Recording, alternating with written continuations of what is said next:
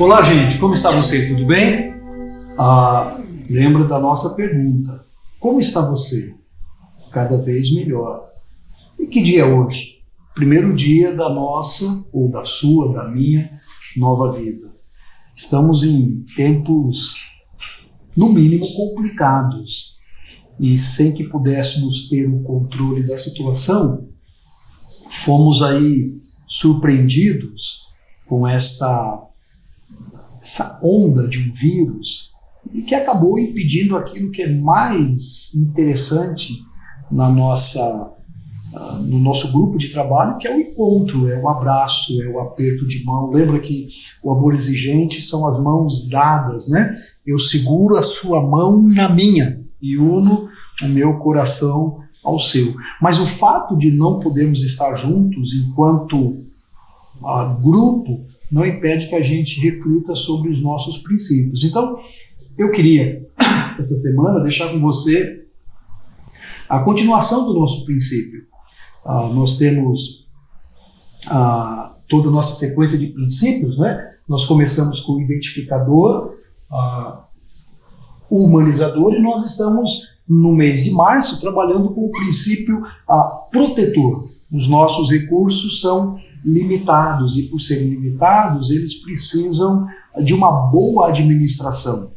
E por que ele é protetor? Então, porque ele nos faz refletir a respeito daquilo que temos. E olha que interessante, em época de um possível ou irreal surto aí, o que tem chamado de pandemia, a gente percebe como o nosso recurso é frágil, né? Um vírus invisível que nasceu lá no outro lado do mundo, até que se prove o contrário, e ele começa a viajar, e nós aqui, não sei você, nunca fui para a China, e agora somos impossibilitados de sair por algo que não sabemos, só sabemos que vai chegar. É uma tensão, como se fosse uma guerra. Ok, nós já conversamos nas semanas anteriores, você vai se lembrar, sobre os dois primeiros aspectos do princípio protetor, aquilo que diz respeito ao eu e aquilo que diz respeito à família. Basicamente, o que queremos falar hoje é de que maneira a gente vai estender esse princípio protetor à nossa relação com a sociedade. E eu acho que o momento é bem legal, porque estamos aí numa situação em que, se nós não nos protegermos, a gente coloca em risco toda uma estrutura de sociedade. Um livro que eu tenho usado para escrevermos esses princípios é este livro desses dois autores, o Henry Cloud e o John, e eles falam acerca de exatamente os limites, quando dizer sim e quando dizer não, assumindo o controle da minha vida. É um livro muito interessante. Se uma hora você quiser, busque-o na internet. Isso vai te ajudar bastante, especialmente na relação com os filhos, na relação com o outro, na relação com o seu esposo, pai, mãe. Como dizer sim e como dizer não. Lembra que quando eu digo sim a uma pessoa, a uma situação, eu estou dizendo não a outra situação. Ok.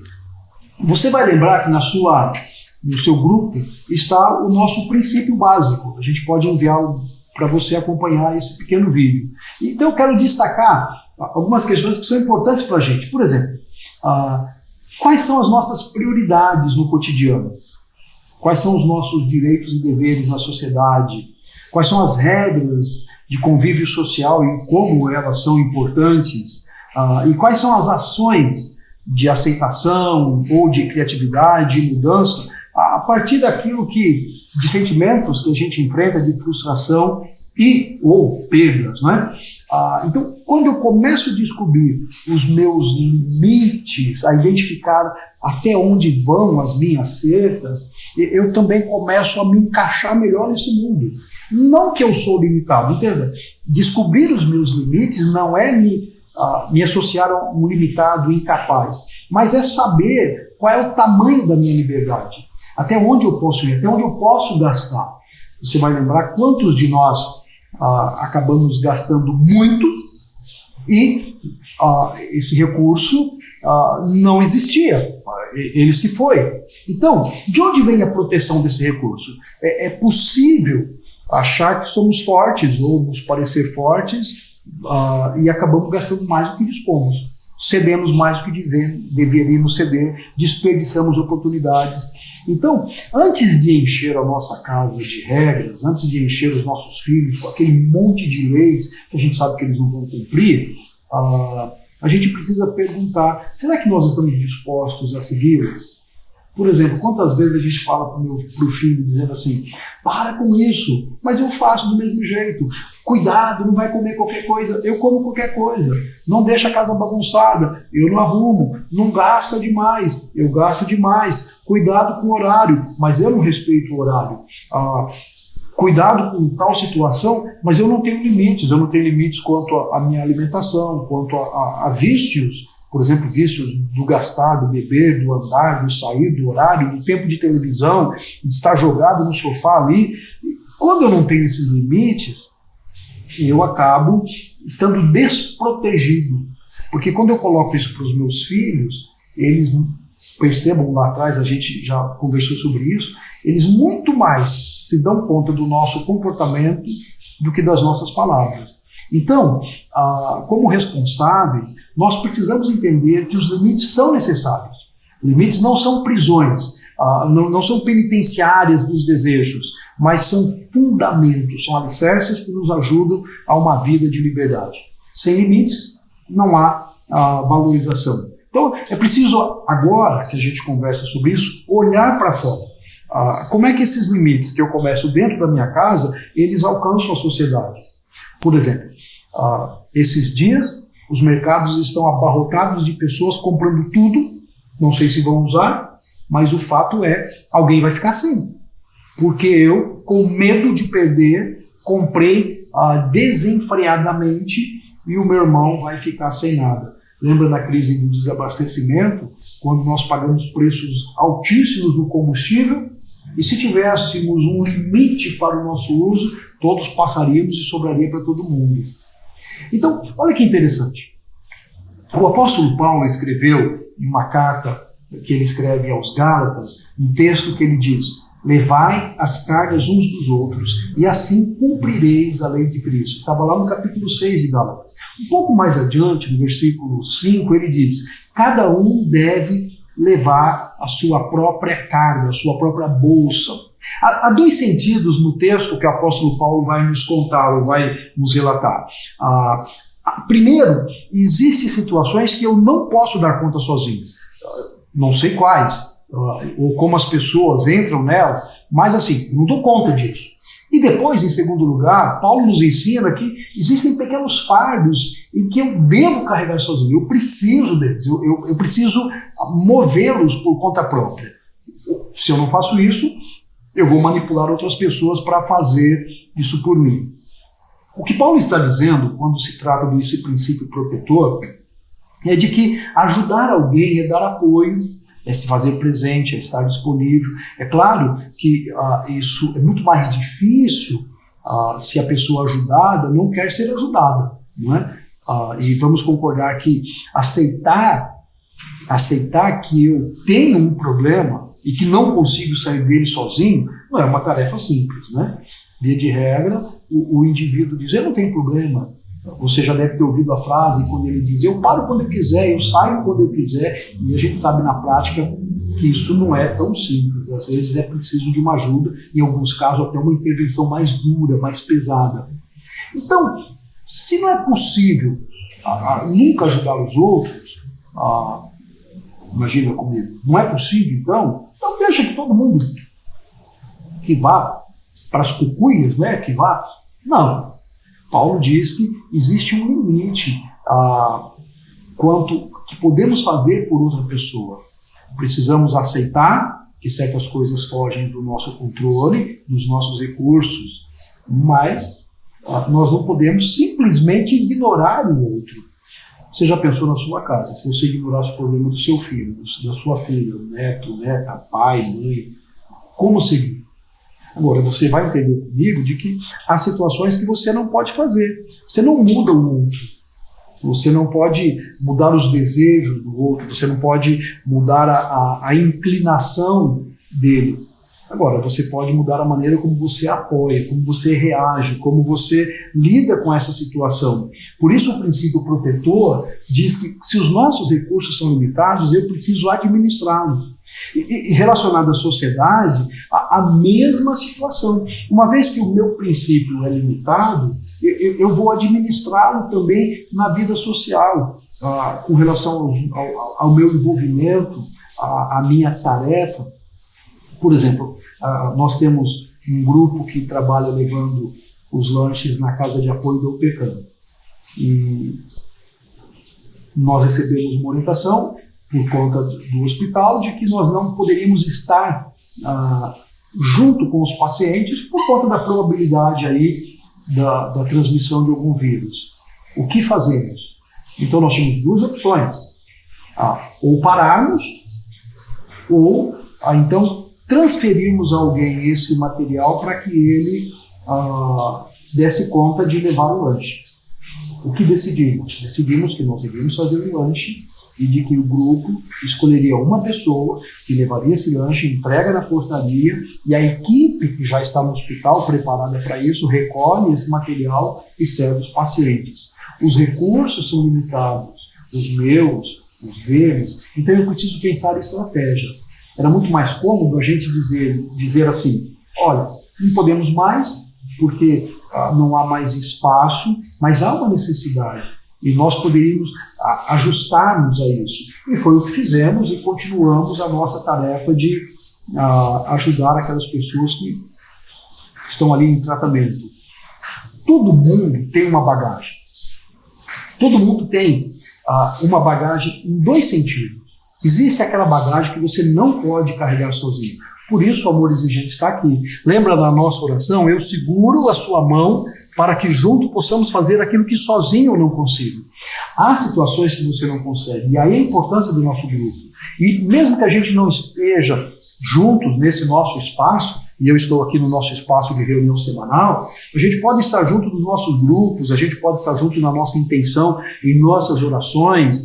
Você pode mandar um WhatsApp para o seu colega de grupo dizendo: como é que você está, meu irmão? Como é que foi sua semana? Como é que você passou? Então, eu seguro na sua mão para que façamos aquilo que sozinho eu não consigo. Mas, em segundo lugar, a oração diz: concedei-me, Senhor, a serenidade necessária para aceitar coisas que eu não posso modificar, coragem para modificar as que posso e sabedoria para separar, distinguir umas das outras. Isto é, a oração está dizendo de que há situações que você e eu devemos fazer. Existe uma mala, uma mochila nas costas que eu tenho que carregar. E eu não posso transferir isso para outro. Eu não posso pegar o meu filho problemático, a minha esposa, meu pai, meu irmão, e jogar isso para a sociedade, jogar isso para alguma comunidade. O problema, de fato, é meu. E eu estou partilhando e os outros vão ajudar. Então, o que Paulo quer nos ensinar, o texto que eu li no início, é de que o peso dividido é um peso mais leve.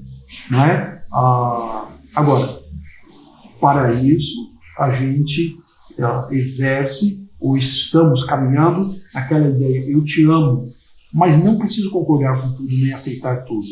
Então, lembra, nós temos uma proteção até com os problemas que estão externos a nosso, quando a gente entende os nossos limites, e precisamos então aprender a dividir, a separar as coisas. Talvez um princípio claro que a gente precisa guardar na mente: ninguém salva ninguém, ninguém muda ninguém, ninguém conserta ninguém. Isso pode parecer decepcionante. Olha quantos já entraram no casamento dizendo assim: não, eu vou mudar esse homem, eu vou mudar essa mulher, e depois de 5, 10, 15 anos descobrem perda de tempo. Eu não mudo você, eu posso ajudá-lo na mudança. Eu posso caminhar com você em uma direção, em um caminho, eu posso propor um recurso, eu posso oferecer uma oração, um abraço, mas a mudança precisa começar no indivíduo. Então eu preciso dividir. Eu preciso dividir o seu fardo, ainda que eu não tenha o mesmo problema com você, eu quero juntar, eu uno o meu coração ao seu, para a gente fazer aquilo que sozinho não consigo. Dividir e partilhar é a forma que temos de ampliar os nossos recursos. Quando eu pego um pouco, com o seu pouco, e a gente divide esse pouco, a gente multiplica os nossos recursos. No amor exigente, a gente propõe que nós não somos perfeitos. Nós não temos tantos recursos assim, mas nós aceitamos multiplicar o que temos. Cada um dos voluntários, cada um de vocês que participam, nós estamos multiplicando os poucos recursos que temos, a nossa palavra, às vezes a nossa contribuição semanal, na nossa bolsinha de ofertas, nós estamos multiplicando, alguns escrevendo, outros publicando, outros abraçando, nós estamos multiplicando. E quando a gente divide, nós não perdemos, nós ganhamos. Dividir e partilhar é uma forma de ampliar os nossos recursos. A pergunta que a gente precisa pensar com relação à sociedade: o que você faz? O que você tem feito? Às vezes eu estou tão preocupado, centrado no meu problema, que eu não olho do lado. E eu não consigo nem resolver aqui, nem resolver lá. Eu preciso, às vezes, olhar um pouco por cima do muro e ver que existe alguma coisa lá fora que eu posso fazer. Não é que isso vai mudar o meu problema aqui dentro de casa, não, mas isso me ajuda a olhar diferente, e esse olhar de fora pode me trazer luz àquilo que eu quero mudar dentro da minha casa. Lembra, um fardo dividido é um fardo mais leve de ser carregado. Pensa bem, quando você chegou aqui, alguém te acolheu e dividiu o fardo. Será que já não é hora da gente começar a levar a carga do outro também, e entendendo que a nossa nós já estamos carregando? Muito bem, nós temos o nosso hábito de fazer a nossa partilha, né? Então essa semana a gente precisava partilhar sobre eu e a sociedade. Algumas perguntas para você pensar. Quem sabe a gente pode colocar no grupo do WhatsApp algumas sugestões. Por exemplo, será que eu respeito os recursos da minha sociedade? Eu me sinto responsável em preservá-los? Pensa nos recursos naturais, diante dessa pandemia, nos recursos. Você foi aquele que foi no mercado e encheu sua casa daquilo que você não vai consumir com medo de acabar? Você já pensou se todo mundo faz isso? Não é? Eu sou um consumista, eu compro um monte de coisa descartável e eu vou jogar fora. E isso não vale nada, eu não faço reciclagem do meu lixo, eu não separo. Eu estou reclamando que a vida é difícil, mas eu a torno mais difícil. Eu olho, nossa, que calor, mas eu não faço nada para mudar. Será que eu faço alguma intervenção consistente, por exemplo, para preservar o meio ambiente? Não é? Você cuida o meio ambiente, eu não estou falando só de árvore, mas o ambiente em que você vive, a poluição sonora, a poluição visual, a poluição no sentido do lixo, de você separar de alguma coisa. Eu vou lá e compro, e depois eu não sei o que fazer com aquele monte de roupa, e jogo as coisas e coloco o sofá lá para que a chuva carregue. Será que eu sou ecologicamente correto? Não é? Aí eu falo, penso, eu preservo. Você, olha uma coisa muito simples, você passeia com o seu cachorro, você recolhe o lixo do seu cachorro ou larga na grama do seu vizinho? Eu preciso pensar nisso, porque se os recursos são limitados, eu preciso partilhar com os outros. Como é que você tem feito na sua sociedade? A sociedade é melhor porque você está nela ou é pior? Pensa nisso essa semana. Como e o que você pode fazer enquanto um participante do amor exigente para melhorar a sua sociedade? A nossa oração essa semana é esta: eu seguro a minha mão na sua e uno o meu coração ao seu, para que juntos, você e eu, nós, possamos fazer aquilo que sozinho, isolado, ninguém pode fazer. Então, estamos juntos para carregar um fardo que você e eu não conseguimos carregá-lo sozinho.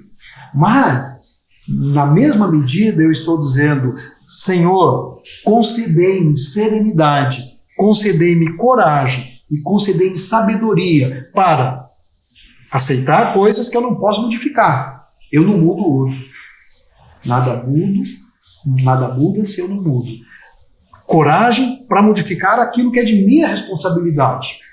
E a sabedoria para lidar com isso? Eu tenho um fardo que eu posso dividir e eu tenho um fardo que eu posso carregar. Qual é o meu limite? Qual é o seu limite?